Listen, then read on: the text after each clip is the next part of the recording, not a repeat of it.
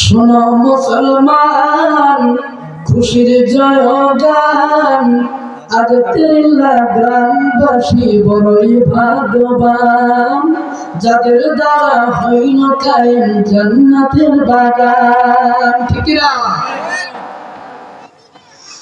জান্নাতের বাগানে এলে গুনাহ ঝরে যায়, জাহান্নামী হয়ে গেলেও জান্নাতি সে হয়। জান্নাতের সুবাস পেতে এসো মুসলমান। ঠিক না? শোনো মুসলমান, খুশির জয়গান, আদতেল্লা গ্রামবাসী বড়ই ভাগ্যবান, যাদের দ্বারা হইল কায়েম জান্নাতের বাগান। দলে দলে ছুটে এসো মাহফিল ময়দান। ঠিক না? এই বাগানের পুবাল হাওয়া যাওরে মদিনায়, মোদের সালাম পৌঁছে দিও নবীজি রওজায়। ঠিক না? এই বাগানের পুবাল হাওয়া যাওরে মদিনায়, মোদের সালাম পৌঁছে দিও নবীজি রওজায়। নবীর দিদার পাওয়ার আশায়, নবীর দিদার পাওয়ার আশায় সবাই পেরেশান। শুনো মুসলমান, খুশির জয়গান, আদতেল্লা গ্রামবাসী বড়ই ভাগ্যবান, যাদের দ্বারা হইল কায়েম জান্নাতের বাগান। ঠিক না? এই বাগান আসে গুনাহ মাফ হয়, বিশ্বাস হয়। মুহতারাম হাজিরিন, আমি আপনাদের সামনে পবিত্র কোরআন মাজিদ থেকে 20 নম্বর সূরা 16 নম্বর পারা সূরাতুত তাহার 55 নম্বর আয়াত তেলাওয়াত করেছি। অসংখ্য হাদিস থেকে ছোট ছোট 3টি হাদিস আপনাদের সামনে পেশ করেছি। মহান আল্লাহ তাবারক তাআলা কোরআনের আয়াত অনুযায়ী হাদিসের পরিপ্রেক্ষিতে আমি আপনাদের সামনে 2-4টি কথা বলতে চাই। ধৈর্য ধারণ করে ঈমানি হালাতে আপনি আমাদেরকে বলার এবং শোনার তৌফিক দান করুন সকলে পড়ে আমিন। আল্লাহ পাক বলেছেন, মিনহা খালাকনাকুম ওয়া ফিহা নুঈদুকুম ওয়া মিনহা নুখরিজুকুম তারাতান উখরা। আল্লাহ রাব্বুল আলামিন বলে দিয়েছেন, মিনহা খালাকনাকুম। আল্লাহ পাক বলেছেন, আমি মাটি দ্বারা তোমাদেরকে সৃষ্টি করেছি। কি দ্বারা সৃষ্টি করেছেন? অফিহা নুঈদুকুম, আবার এই মাটির ভিতরে আনবেন।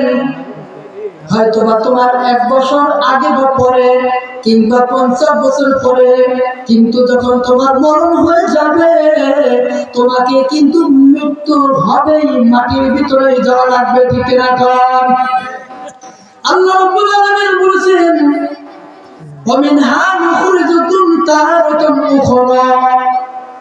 পুনরায় এই কবর থেকে আবারো আমাদেরকে পুনর্জীবন দান করবেন। সুবহানাল্লাহ। কোন ও মুসলমান ইমানদার, এই মিনহা খালাকনাকুম এটা একটা অংশ, ওয়া ফিহা নুঈদুকুম এটাও আরেকটি অংশ, ওয়া মিনহা নুখরিজুকুম তারাতান উখরা এটাও আরেকটি অংশ। 3টা অংশ। একটা দেখা যায় আল্লাহ পাক আমাদেরকে সৃষ্টি করেছেন মাটি দ্বারা, এটা আমাদের বিশ্বাস হয় কি হয় না? সবাই হয়। ও মুসলমান ইমানদার, মাটি দ্বারা সৃষ্টি হয়েছে, কিন্তু এটা আমরা বিশ্বাস করেছি। আবারও মাটির ভিতরে যখন চলে যাব এটাও কিন্তু বিশ্বাস হয় কি না? ও মুসলমান ইমানদার, আল্লাহ পাক বলেছেন, 2টা জিনিস যখন তোমাদের মাঝে আমি বিশ্বস্ত করেছি, 2টা জিনিস যখন আমি দিয়ে দিয়েছি তোমরা বিশ্বাস করো, তারপরে যে আরেকটি হবে সেটা দেখা যায় না, কিন্তু সেটা 100% সত্য। ঠিক না?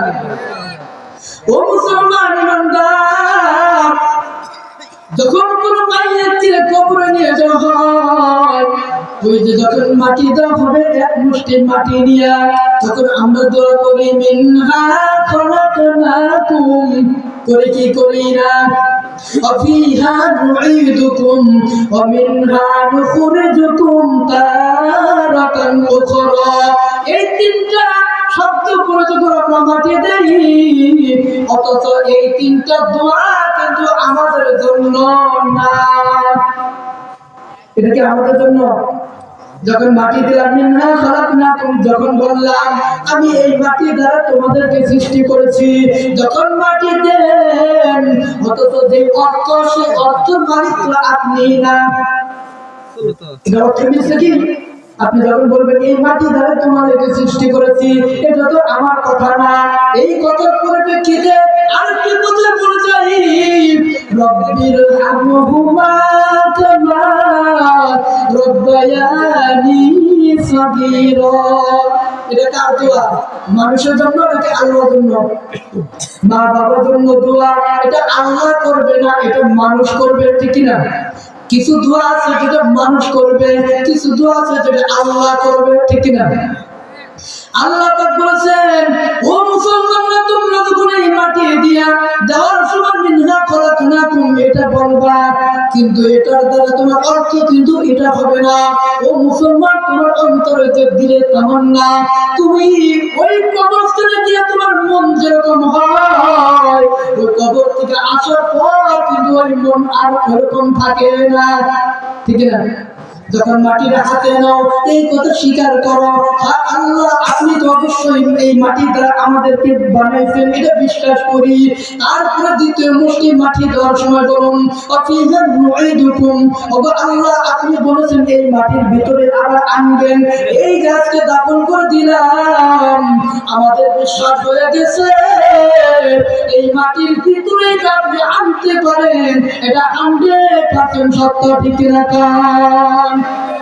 ও মুসলমান ইমানদার, এই মৃত্যুর হাত থেকে বাঁচার জন্য অনেকে চেষ্টা করলেও কিন্তু বাঁচা সম্ভব না। সাহাবায়ে কেরাম নবীজির কাছে বললেন, ওগো নবীজি, তাহলে দেখুন, বলুন তো দেখি কোন জিনিসগুলো আমাদের অতি নিকটে আর কোন জিনিস অতি দূরত্ব? নবীজি বললেন, সবচেয়ে নিকটে হচ্ছে মৃত্যু, আর সবচেয়ে দূরত্ব হচ্ছে রিজিক। কি? রিজিক হচ্ছে সবচেয়ে দূরত্ব। এই রিজিকের সন্ধানে সবাইকে যাওয়া লাগে, সকালবেলায় জমিনে ছড়িয়ে পড়া লাগে। ও মুসলমান, মৃত্যুর জন্য আপনার এরকম ভাবে কোথাও যান বা না যান, মৃত্যু কিন্তু আপনাকে গ্রাস করবে, ঠিক কিনা? আইনামা তাকুনু ইদরিকুমুল মাউত ওয়ালাউ কুনতুম ফি বুরুজিম মুশাইয়াদা।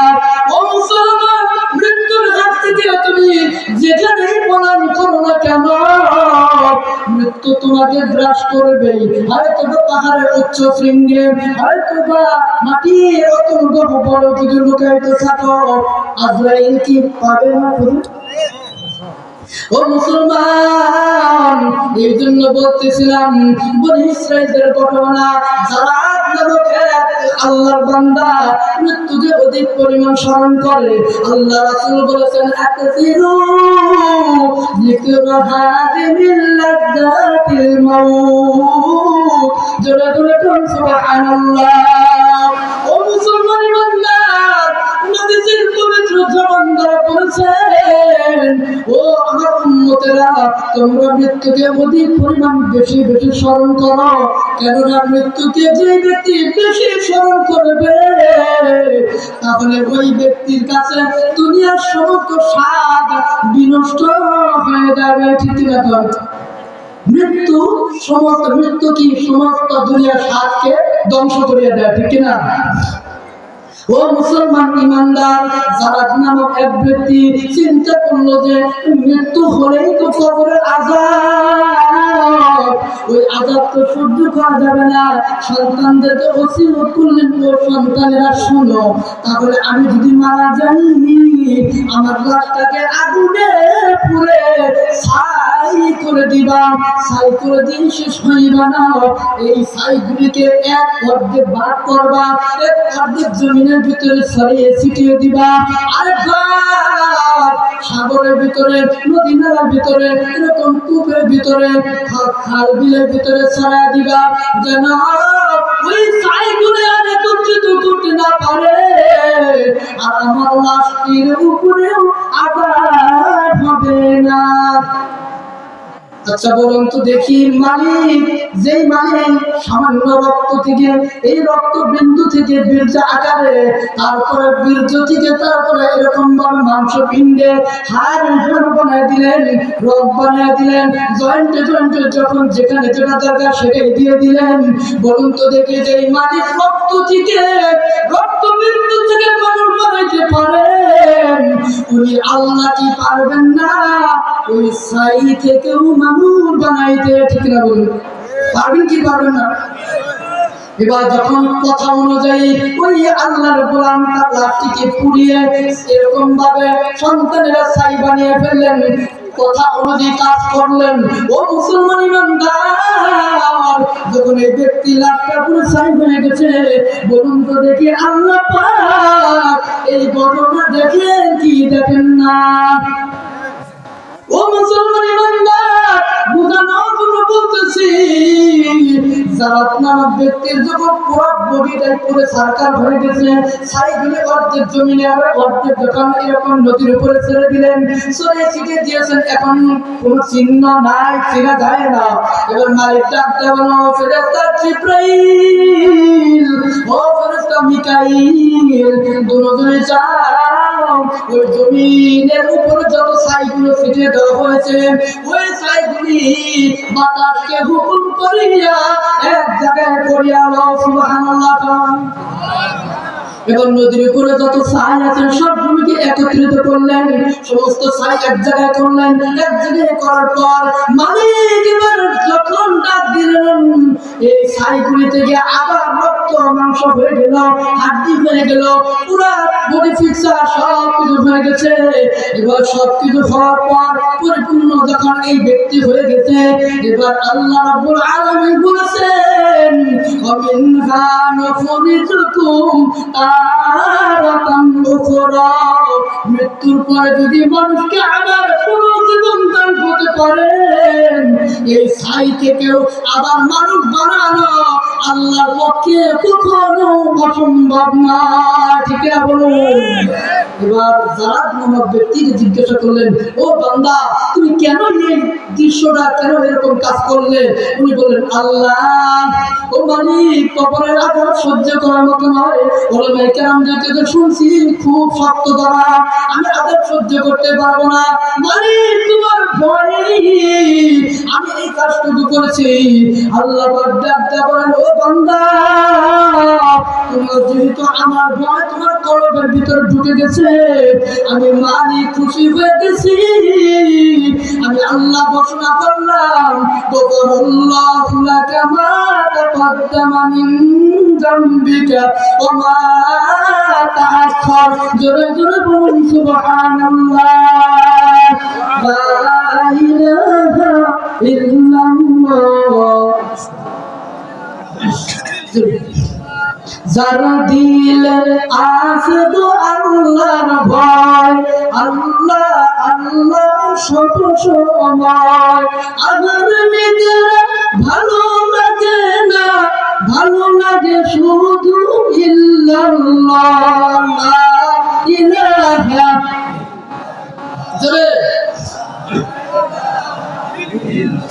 ও মুসলমান ইমানদার, সময় খুবই সংকীর্ণ, মূল কথাগুলো বলতেছিলাম। আল্লাহ রাসূল বলেছেন, তুহফাতুল মুমিনিল মাউত, মৃত্যু ইমানদারদের জন্য হেদায়েত স্বরূপ, কি উপহার স্বরূপ। মৃত্যু ইমানদারদের জন্য এটা উপহার। ইমানদারটা একবারই মরে, বেঈমানরা বারবার মৃত্যুর স্বাদ গ্রহণ করে। ঠিক না? ইমানদাররা মৃত্যুর স্বাদ একবারই গ্রহণ করে, আর বেঈমানি দলেরা বারবার মরে। হ্যাঁ, তার মৃত্যু যে যন্ত্রণা। ও মুসলমান, এই দিকে যাব না। আল্লাহ রাসূল বলেছেন, ইন্নামাল আমালু বিল খাওয়াতিম, শেষ আমলই হচ্ছে নির্ভরযোগ্য। ঠিক না? ও মুসলমান ইমানদার, ব্রাজিলিয়ান প্রেসিডেন্ট ব্রাজিল নির্বাচনী প্রচারণার সময় উনি বলেছিলেন, আমার 5 লক্ষ ভোট লাগবে। কয় লক্ষ? 5 লক্ষ ভোট চাই, ভোট পাইলে আমি ক্ষমতায় যাইতে পারি। এবার কিন্তু এই ভোট নেওয়ার জন্য যত রকমের কার্যকলাপ সবকিছু করেছেন, ভোট পেয়েছেন, ক্ষমতায় বসবেন, যখন বলেছিলেন এই 5 লক্ষ ভোট পাবোই তো পাবোই, এই ক্ষমতার মসনদ থেকে আমাকে আর কেউ নামাইতে পারবে না, এই কথা যখন বলেছিলেন মালিক তখন সঙ্গে সঙ্গে করে দিলেন, ও আজরাইল যাও, আমার বান্দা আমি আল্লাহর সাথে যখন এরকম ভাবে আঙ্গুল তুলে কথা বলে, ও আজরাইল যাও, এই মুহূর্তে এই রাত্রিতে তার জান কবজ করে আনো, সকাল করে তার আর না হয়। এ হতে পারে কি পারে না? পারে, আল্লাহ পারেন তো। এই জন্য অনেক কথাগুলি আছেন, যেরকম ইব্রাহিম আলাইহিস সালাম বলেছিলেন, ওই ক্বালা ইব্রাহিম লিআবিহি, ওই ক্বালা ইব্রাহিম রব্বি আরিনি কাইফা তুহিল মাউতা। ও মুসলমান, আমাদের যে প্রশ্ন, দুইটা জিনিস দেখতে পাই, একটা মরণ আর একটা দাফন, এই দুইটা জিনিস দেখতে পাই। মৃত্যুর পর থেকে যে জীবিত হবে এটা দেখতে পাই? এটা দেখতে পাই না। এটা ইব্রাহিম আলাইহিস সালাম আমাদের জাতির পিতা, উনি আল্লাহকে বলেছিলেন, আল্লাহ রব্বি আরিনি, আমাকে দেখাও কাইফা তুহিল মাউতা, মৃতদের কেমন করে জীবিত করো। আল্লাহ রাব্বুল আলামিন বললেন, ক্বালা আওয়ালাম তুমিন, হে ইব্রাহিম তুমি কি বিশ্বাস করো না? ক্বালা বালা, ইব্রাহিম আলাইহিস সালাম বললেন, অবশ্যই বিশ্বাস করি, ওয়ালাকিন লিয়াতমাইন্না কলবি, তবে আত্মার প্রশান্তির জন্য সেটা দেখতে চাই। সুবহানাল্লাহ। আল্লাহর পয়গম্বর হাবিব যদি আল্লাহর কাছে কোনো দরখাস্ত করেন, সেটা কথা রাখবেন কি রাখবেন না? ইব্রাহিম আলাইহিস সালামকে লম্বসরা ঘটনা পরিষ্কার করে দেখিয়ে দিয়েছিলেন মৃতকে কেমনে জীবিত করেন। তদুপরি আমরা যে মৃত্যুবরণ করব, আমাদেরকে যে জীবিত হওয়া লাগবে, সেই জগতের চিন্তা ফিকির আমাদের করা দরকার আছে না নাই? এই জন্য সেই দরকারটা যদি হয়, তাহলে প্রত্যেকটি মানুষের ঘরে, আমরা চাই প্রত্যেকটা ঘরে ঘরে যেন একটা কোরআনওয়ালা যুবক এবং যুবতী হয়। সুবহানাল্লাহ। সেজন্য আজকের এই মাহফিল এই এলাকার জন্য একেবারে হেদায়েত শুরু।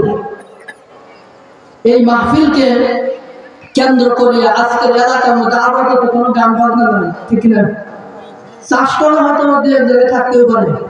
আশা করবো কোনো চাষ করার জন্য আজকে কোনো টিভি এগুলো যেন চালু না করা হয়। অবশ্যই অবশ্যই আপনারা বন্ধ করবেন। যারা থাকবেন আজকে এই কোরআনের মাহফিলের সম্মানার্থে, আপনারা অতি সত্বর এই মাহফিলের প্যান্ডেলে বসে থাকবেন। এখানে যতক্ষণ থাকবেন আল্লাহর পক্ষ থেকে সাকিনা নাযিল হবে। সুবহানাল্লাহ। এতক্ষণ যে আলোচনা আপনাদের সামনে করলাম, যেহেতু বক্তাগুলো এসে পড়েছে অটোমেটিক, ওনারা আলোচনা